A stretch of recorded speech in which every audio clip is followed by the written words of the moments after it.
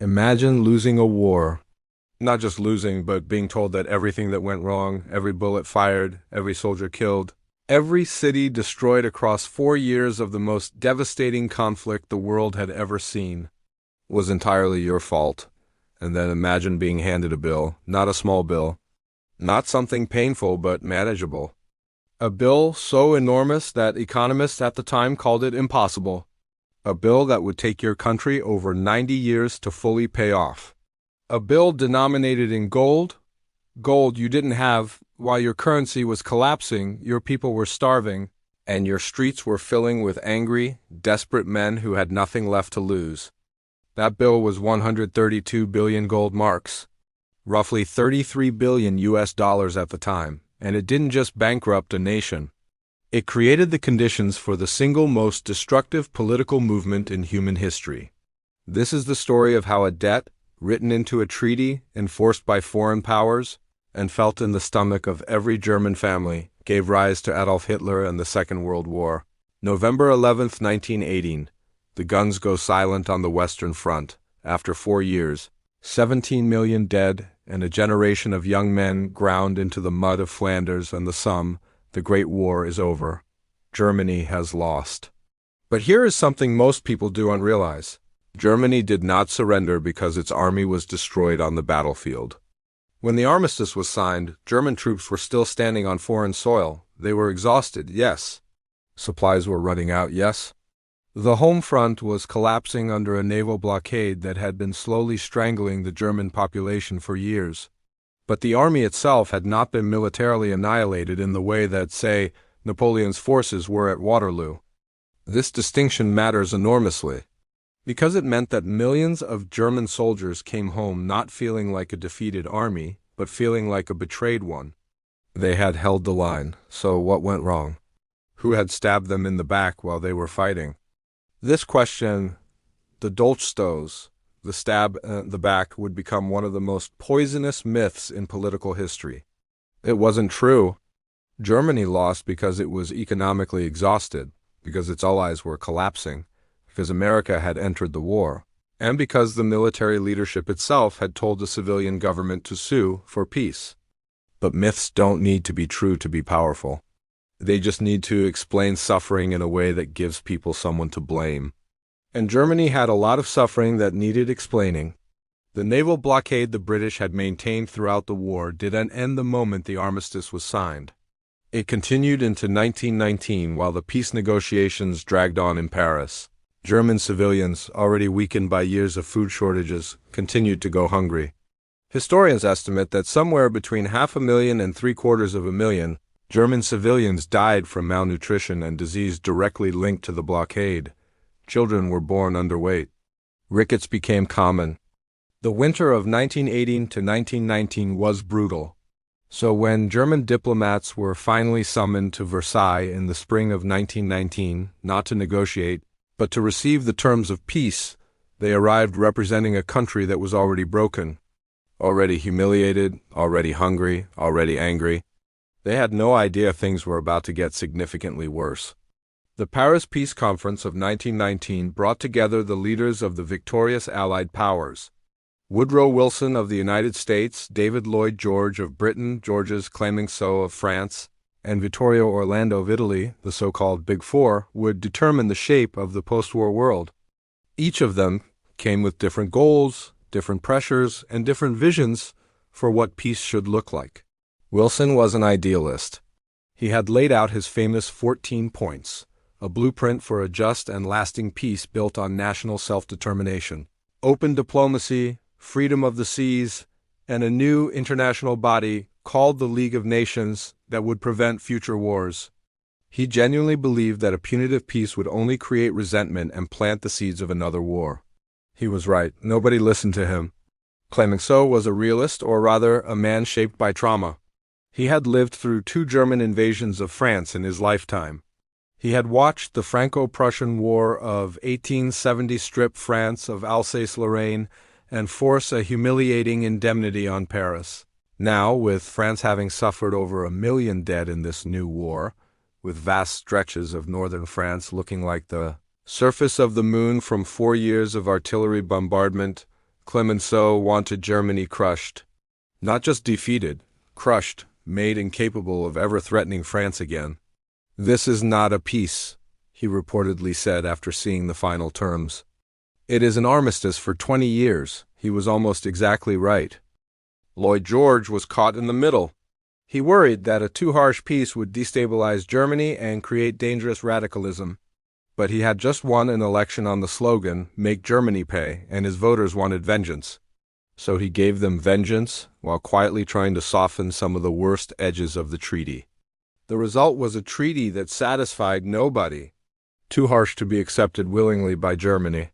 Not harsh enough to permanently prevent German recovery, and assembled through internal compromises. It ended up being both economically catastrophic and strategically incoherent. The Treaty of Versailles was signed on June 28, 1919, exactly 5 years after the assassination of Archduke Franz Ferdinand. The symbolism was deliberate. Germany lost 13% of its territory and 10% of its population. It lost Alsace-Lorraine back to France, Eupen and Normandy to Belgium, North Schleswig to Denmark. Large portions of its eastern territory went to the newly created state of Poland, including the Polish corridor.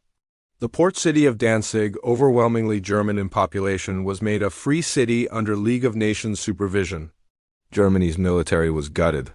The army was limited to 100,000 men, barely enough to maintain internal order. The navy was reduced to a handful of vessels. The air force was abolished entirely. Germany was forbidden from having tanks, submarines, or military aircraft.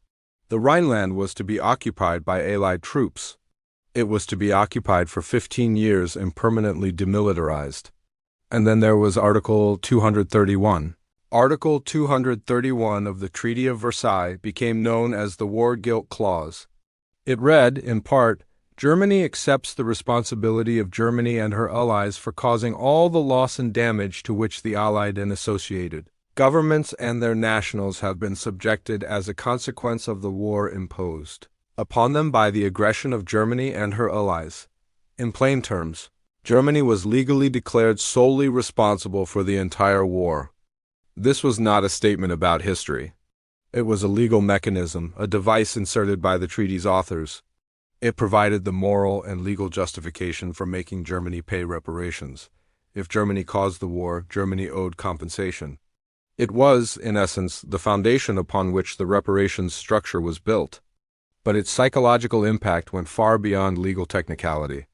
To the German public, Article 231 was a declaration of shame. It was the victors writing into international law that Germany was a criminal nation, guilty, sinful, uniquely responsible. Never mind that the war had begun through a cascade of interlocking alliances, nationalist movements, imperial rivalries, and diplomatic failures. Never mind that Austria-Hungary had issued the ultimatum to Serbia, that Russia had mobilized first. Germany alone bore the guilt. German historians, politicians, and ordinary citizens were furious. Even moderate Germans found Article 231 intolerable. It poisoned the well of German politics from the very beginning. It handed the far right a propaganda gift that kept giving for 15 years. And it wasn't just a symbolic insult. Article 231 had a price tag attached to it. The actual reparations figure wasn't determined until 1921, when the Allied Reparations Commission settled on the total, 132 billion gold marks. At the exchange rates of the time, this translated to roughly 33 billion US dollars, an almost incomprehensible sum. To put that in perspective, Germany's entire GDP before the war had been around $12 billion. The reparations bill was nearly 3 times the size of the entire pre-war German economy. It was designed to be paid in installments over decades, with Germany transferring gold, goods, ships, timber, coal, and cash to the Allies annually. The British economist John Maynard Keynes had attended the Paris Peace Conference as a representative of the British Treasury. He watched the proceedings with growing horror, resigned in protest, and went home to write one of the most influential economic pamphlets in history, The Economic Consequences of the Peace, published in 1919. In it, Keynes argued with devastating clarity that the reparations demands were not just harsh, they were economically impossible. Germany could not pay what was being demanded without running a permanent trade surplus, which the Allies would simultaneously prevent by restricting German exports.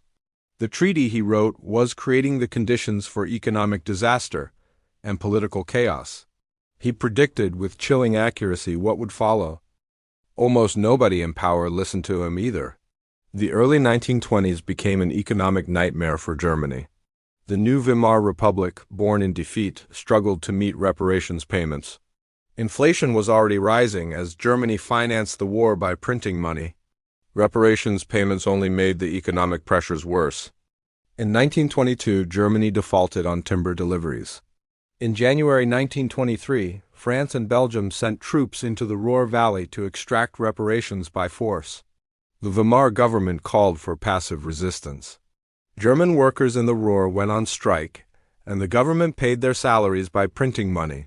And here is where the situation moved from merely catastrophic to something approaching apocalyptic. The government's response, printing enormous quantities of money, triggered one of the most extreme episodes of hyperinflation ever recorded.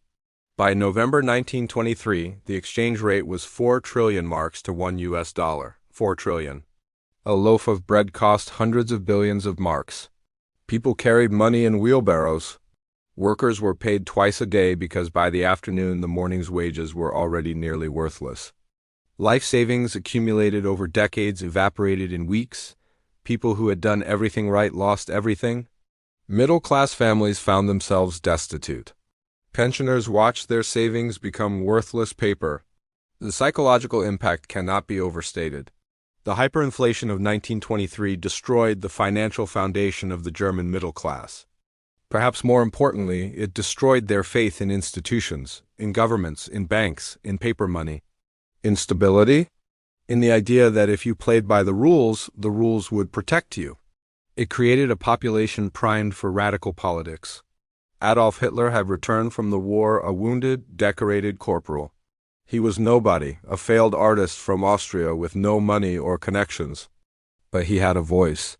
A ferocious, rage-filled voice that could articulate the humiliation and anger that millions of Germans were feeling. In Munich in November 1923, the very month hyperinflation peaked, Hitler attempted the beer hall putsch. A failed attempt to seize power by force, modeled on Mussolini's march on Rome. It failed. Hitler was arrested and tried for treason. He was sentenced to 5 years in prison, of which he served less than 9 months. But the trial gave him a national platform. His speeches in the courtroom were reported across Germany. And in prison, he wrote Mein Kampf, setting out his ideology of German racial supremacy, his hatred of Jews, and his Kampf for the Weimar Republic. When he was released, the hyperinflation crisis had been resolved through a new currency, the Rentenmark and American loans under the Dawes Plan. For a few years, from roughly 1924 to 1929, Germany experienced a period of relative stability and even prosperity. The Nazi Party remained a fringe movement. Hitler was a curiosity, a radical agitator. At its electoral peak in 1928, the Nazi Party received less than 3% of the German vote. And then 1929 happened. On October 24, 1929, Black Thursday, the New York Stock Exchange collapsed, triggering the Great Depression. American banks, which had been lending heavily to Germany, immediately began calling in those loans. The money sustaining Germany's fragile recovery vanished almost overnight. German unemployment exploded. By 1932, over 6 million Germans were unemployed, roughly 30% of the workforce. In some industrial cities, the numbers were even higher. Men who had worked their entire lives found themselves with nothing. Families who had rebuilt after the hyperinflation catastrophe of 1923 found themselves ruined again. The moderate political parties, the Social Democrats, the Catholic Center Party, the Liberal parties had no answers. They argued, they compromised, they formed and collapsed coalitions. They had governed during stable years, but now, in crisis, they looked weak, slow, and out of ideas. The extremes surged. The Communist Party, backed by Moscow, grew rapidly on the left. And on the right, Adolf Hitler's Nazi Party went from fringe to phenomenon with breathtaking speed. In the 1930 elections, the Nazis won 18% of the vote. In July 1932, they won 37%, becoming the largest single party in the German parliament. Hitler's message was not subtle, but it was powerful. Germany had been stabbed in the back. Germany had been humiliated at Versailles. Germany had been bled dry by reparations. Reparations designed by foreign powers who hated the German people. Germany had been betrayed by weak democratic politicians who had signed the November criminal armistice. Germany was suffering because it had been wronged, and it would be made great again. Every economic failure, every humiliation, every empty stomach, every foreclosure, every broken family was channeled into a single narrative. Germany had been victimized, and the only answer was a strong leader who would restore its honor and power. The reparations system had done something that no amount of normal political propaganda could have achieved. It had made that narrative feel true, because in a very real sense, Germany had been economically punished. The suffering was real. The bill was real. The foreign troops in the Rhineland were real. The lost territories were real. The memory of the inflation was real and raw. Hitler didn't need to invent German suffering. He just needed to explain it and to point toward scapegoats. On January 30th, 1933, Adolf Hitler was appointed Chancellor of Germany by President Paul von Hindenburg. The conservative establishment believed they could control him, use his popular support to stabilize the country, then push him aside when they no longer needed him. They were catastrophically wrong. Within months, Hitler had dismantled the Weimar Republic, consolidated power, suspended civil liberties, banned other political parties, and begun building the totalitarian state. That would carry Europe into the most devastating war in human history. In 1933, one of Hitler's first moves was to stop paying reparations entirely. Germany simply refused. The Allies, exhausted and themselves deep in the depression, largely acquiesced. The entire reparations system, which had caused so much damage, essentially collapsed without having achieved its goals. France was not made secure. Germany was not permanently weakened. The money the Allies had extracted had been largely recycled anyway through the cycle of American loans to Germany. German reparations payments to the Allies and Allied debt repayments to the United States. It had been, in Keynes's analysis, an economically incoherent system from the start, generating suffering without generating security. The final, darkest irony, Germany's last reparations payment for World War I was made on October 3, 2010, 92 years after the armistice. The reunified German government quietly transferred the final installment, settling a debt that Adolf Hitler had refused to pay, that had helped bring him to power, and that had resulted in a Second World War killing over 70 million people. History rarely has a single cause. The rise of Hitler and the Second World War emerged from a complex web of factors. Nationalism, racism, economic despair, weak institutions, failed diplomacy, and the particular genius of one extraordinarily evil man for exploiting chaos. But the thread that runs through all of it leads back to a room in Versailles in June 1919, where the victors of one war wrote the terms that would produce the next one, where a bill was handed to a broken nation, where humiliation was written into international law, where a generation of economists, including Keynes, warned that what was being done would produce catastrophe and were ignored. The reparations didn't create Hitler's ideology, his hatred was his own. But they created the conditions in which that ideology could flourish. They provided the economic devastation, the national humiliation, and the sense of victimhood that Hitler needed to turn a fringe movement into a mass movement. They were the gasoline, Hitler was the match. The lesson of Versailles is not simply that you shouldn't be too harsh on defeated enemies, though that's true. It's deeper than that. It's that economic suffering, when it goes on long enough and feels unjust enough, doesn't make people passive, it makes them angry. And angry people, looking for someone to blame, looking for a strong voice that tells them their suffering has a cause and a solution, they are the raw material of fascism. The $33 billion bill didn't just break Germany, it broke the world. If this video made you think about how economics shapes history, subscribe.